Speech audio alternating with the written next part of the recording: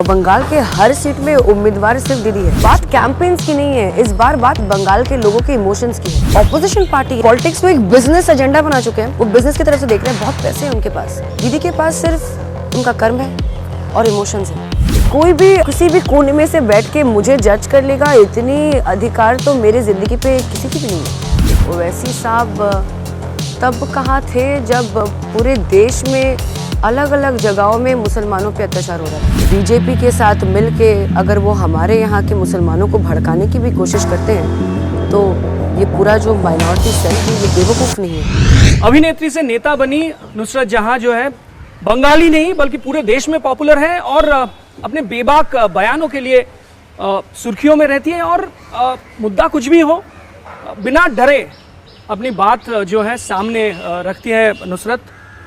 Welcome. Thank you so much. Nusrat, कहाँ से शुरू करूँ? पहले तो ये बताइए कि आपकी जो विपक्षी पार्टी है वो ये कह रही है कि बंगाल में 200 सीट मिलने वाली है बीजेपी को। यहीं से शुरू करें। देखिए, मेरे चेहरे पे एक हंसी है और बंगाली में कहते हैं ताच्छिल्लो हाशी, तो वो नहीं कर रही हूँ। बट फिर भी ये कहना चाहूँगी, ओवर कॉन्फिडेंस के साथ नहीं, कॉन्फिडेंस के साथ कहना चाहूँगी कि बंगाल के हर सीट में उम्मीदवार सिर्फ दीदी है, चेहरा किसी का भी हो। और बंगाल की जनता दीदी से बहुत बहुत ज़्यादा ही प्यार करती है। उस नाते से कॉन्फिडेंस से ये कह सकती हूँ कि वक्त के साथ मुँह तोड़ जवाब देंगे।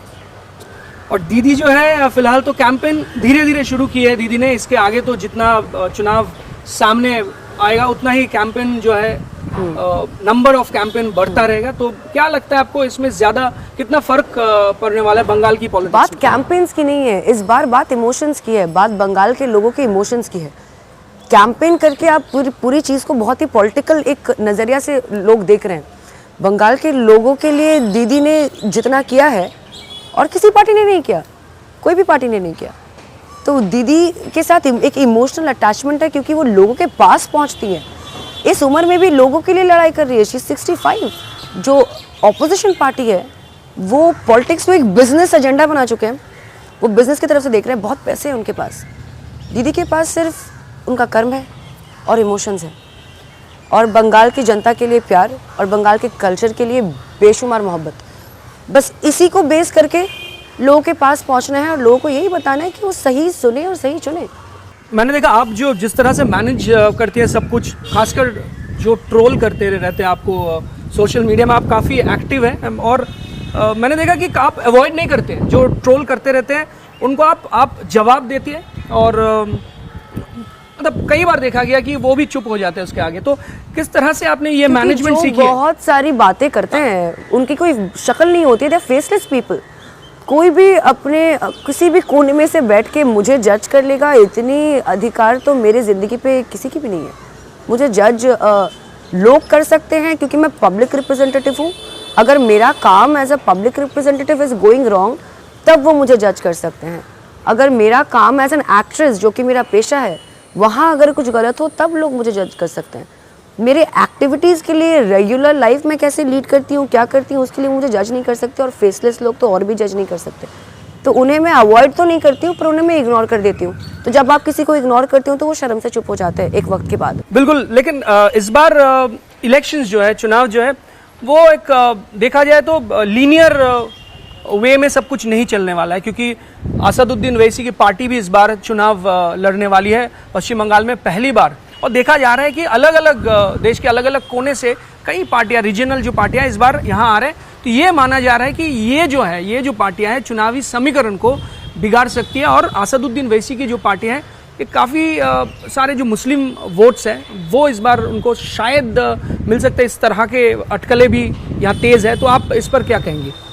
मैं कहूँगी कि ओवैसी साहब तब कहाँ थे जब पूरे देश में अलग अलग जगहों में मुसलमानों पे अत्याचार हो रहा था, दंगे हो या मॉब लिंचिंग हो, उस वक्त तो उन्होंने आवाज़ नहीं उठाई।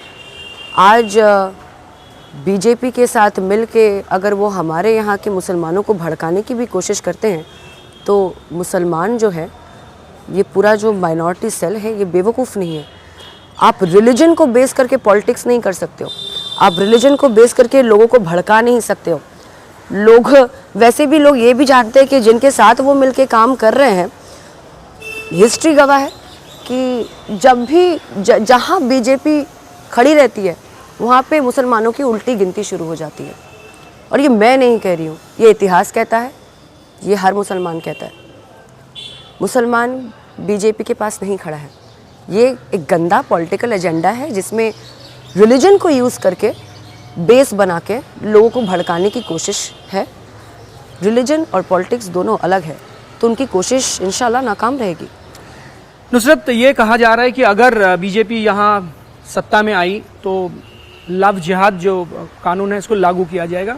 कुछ ही दिन पहले नरोत्तम मिश्रा जो है इस तरह की बातें जो है उन्होंने कहा है, तो इस पर आप क्या कहेंगे? तो लोगों के जीने पे उनकी वो मैनिपुलेट करेंगे अब लोगों को कि कैसे जीना है, वो कहेंगे क्या खाना है, वो कहेंगे क्या पहनना है। ये इंडिया है, डेमोक्रेसी चलती है यहाँ पे। ऑटोक्रेसी का रूल कब से लागू हो गया?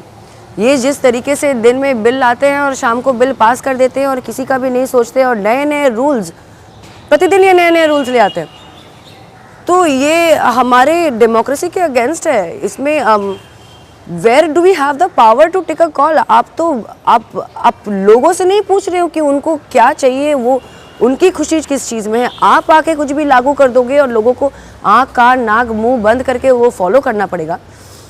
This is against the integrity of this country. तो लव जिहाद लाएंगे, कल कुछ और लाएंगे, कल बोल देंगे आपके घर में खाना क्या पक रहा है, हमारे रिप्रेजेंटेटिव आके देख के जाएंगे। तो आप खाने पे पाबंदी लगा रहे हो, आप जीने पे पाबंदी लगा रहे हो, पहनावे पे पाबंदी लगा रहे हो। तो सांस भी आप अगर आपसे पूछ के लेना हो तो उसके कितने पैसे देंगे? वो they are paying everybody, right? बहुत पैसे हैं उनके पास, इसके भी पैसे देंगे क्या? अब लोगों की ज़िंदगी कंट्रोल करने के लिए भी उनको घर पे आके पैसे देके जाएंगे। Is that their agenda? Is this what is Indian politics? Is this what is our क्या यही है हमारी कल्चर? इंडियन कल्चर क्या यही है? ऐसे हुआ है क्या इतने साल? अचानक से हो रहा है, ये गंदगी है। ये कहा जा रहा है कि सौरव गांगुली शायद बीजेपी की तरफ से आ सकते हैं। अगर वो आए, क्या आप स्वागत करेंगी? पहली बात तो दादा से हर एक बंगाली को बहुत प्रेम है। Dada has been an amazing cricketer in his field, amazing administrator in his own field. I have no idea कि दादा को पॉलिटिक्स में इंटरेस्ट है कि नहीं, पर आप सेलिब्रिटीज़ को, चाहे वो स्पोर्ट्समैन हो या फिल्म स्टार हो, आप उनको प्रेशराइज करके दबाव में डाल के उनसे पॉलिटिक्स नहीं ज्वाइन करवा सकते। अगर आप मुझसे पूछे, दीदी ने मुझसे पूछा था कि you want to come and work in politics और नॉट, मेरे पे कोई प्रेशर नहीं था, इसलिए शायद मुझे हॉस्पिटल नहीं पहुंचना पड़ा। मैं आज भी यहीं पे खड़ी हूँ। तो ये I will be very happy कि वो दादा का चॉइस है। इफ़ दादा कम्स। आपको क्या उम्मीद है टीएमसी जो है कितनी सीटें जीत सकती है इस बार बंगाल चुनाव में? 200 प्लस। कोई खास वजह है कि इतना सीट कैसे मिलेगा? ये कहा जा रहा है कि जो ये सवाल ही क्यों आ रहा है कि क्यों नहीं मिलेगा? क्योंकि इनकी एजेंडा इतनी बुरी है, इतनी गंदी है, सब खरीदने निकल रहे हैं, सीट्स खरीद रहे हैं, लोगों के इमोशंस खरीद रहे हैं। पर एक बात है ना, बंगाल में ना लोग आज भी इमोशंस पे ही चलते हैं। आज भी इनके लिए एग्जाम्पल दे देती हूँ, आज भी एक फार्मर के लिए ज़मीन is more important than establishment of a better infrastructure. So यहाँ पे लोग इमोशंस से चलते हैं, और इमोशंस जो हैं वो दीदी से जुड़े हुए हैं, क्योंकि दीदी ही उनके लिए लड़ाई की है इतने साल और कोई करने नहीं आया था। आज अगर मुझे कुछ प्रॉब्लम होती है तो मैं उनके बुलाए हुए दिल्ली के जो नेता है, जो महीने में 2 दिन आते हैं, मैं किसके पास जाऊंगी? मेरे पास तो कोई उपाय नहीं होता। मैं बालीगंज में रहती हूँ, मैं यहाँ की वोटर हूँ, मुझे कुछ प्रॉब्लम होता है, मैं यहाँ के लीडर के पास, नेता के पास जाऊँगी, लोकल नेता हो या कोई मिनिस्टर हो जो यहाँ के लोग हैं। मुझे दिल्ली जानी पड़ेगी?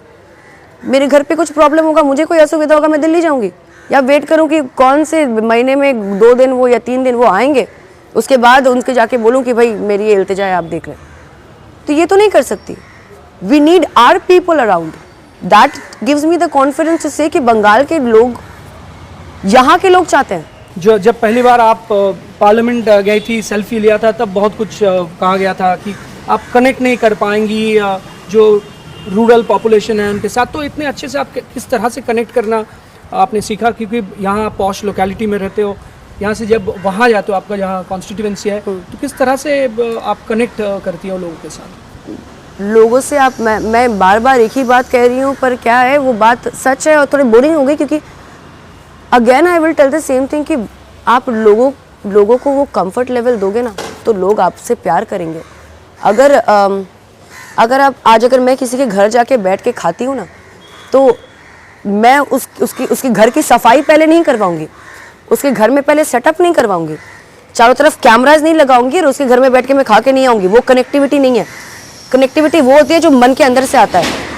मैं अपने लोगों के साथ ऐसे ही कनेक्ट कर चुकी हूँ कि मैं ये नहीं सोचती हूँ सेकंड टाइम कि वो और मैं अलग है।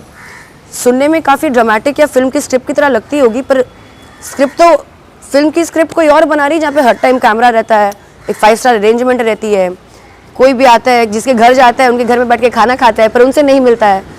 वो इमोशन पे मैंने काम नहीं किया। मैंने लोगों से वैसे ही मिला जैसे मैं अपने फैंस से मिलती हूँ या अपने फैमिली के साथ जैसे समय बिताती हूँ।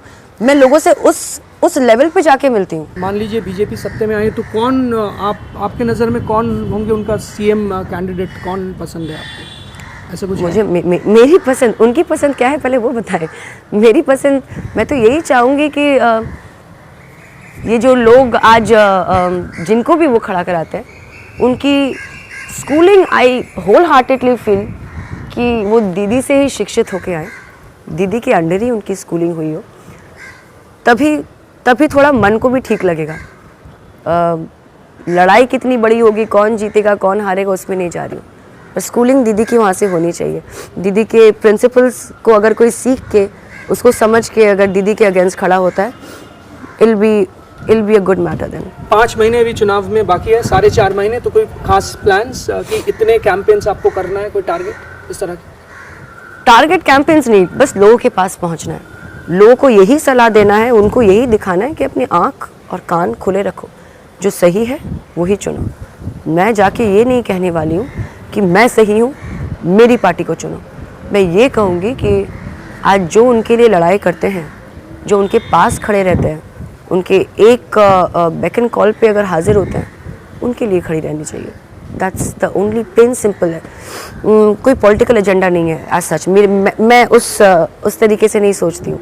एक आखिरी सवाल, लोग जो आपके फैंस है, जो बंगाल के जो लोग हैं, देश के जो लोग हैं, आपके पर्सनल लाइफ के बारे में भी पिछले 1 साल में 2 साल में कई बार हर कुछ जानना चाहते हैं वो, और आप भी सामने आकर बहुत कुछ कहा आपने, कभी आपने ऐसा नहीं कि आप you wanted to hide things. तो इस बार भी कुछ दिनों से ये कहा जा रहा है कि कुछ पर्सनल लाइफ में थोड़ा टफ टाइम चल रही है, ऐसा कुछ है क्या? सही है कुछ? नहीं, तो बात ऐसी है कि my life only as a public representative or only as an actor is there for public consumption. My private life is not for public consumption. Anything that happens inside my house, आज आपके घर पे जो झगड़े होते हैं, आप चाहेंगे कि आपका झगड़ा आवाम के सामने आए? बिल्कुल नहीं चाहेंगे। तो मैं प्रेस को इस नाते कोई जवाब नहीं दूंगी, मैं लोगों को इस नाते कोई जवाब नहीं दूंगी, because it's too personal. My personal life is not there for public consumption. उनके चाय और बिस्किट के साथ मेरी पर्सनल लाइफ बिक जाएगी, ये मैं नहीं चाहूँगी। नुसरत, चलिए हमसे बात करने के लिए बहुत बहुत शुक्रिया। नुसरत जहाँ हर बार की तरह इस बार भी बेबाक कैमरे के सामने, और हम तो यही चाहते हैं आप पॉलिटिक्स में और एक्टिंग में दोनों में बहुत अच्छा करें। और नुसरत जहाँ जो कह रही है कि इस बार टीएमसी को बंगाल में 200 से ज़्यादा सीट की उम्मीद है, और वो यह भी कह रही है कि क्यों बंगाल में 200 सीट मिलने वाली है टीएमसी को, क्योंकि दीदी फैक्टर इस बार भी टीएमसी के लिए काम करने वाली है। यही कहना है नुसरत जहां। कैमरामैन कपिल मिश्रा और आदर्श नायर के साथ कुंतल चक्रवर्ती, एबीपी न्यूज कोलकाता।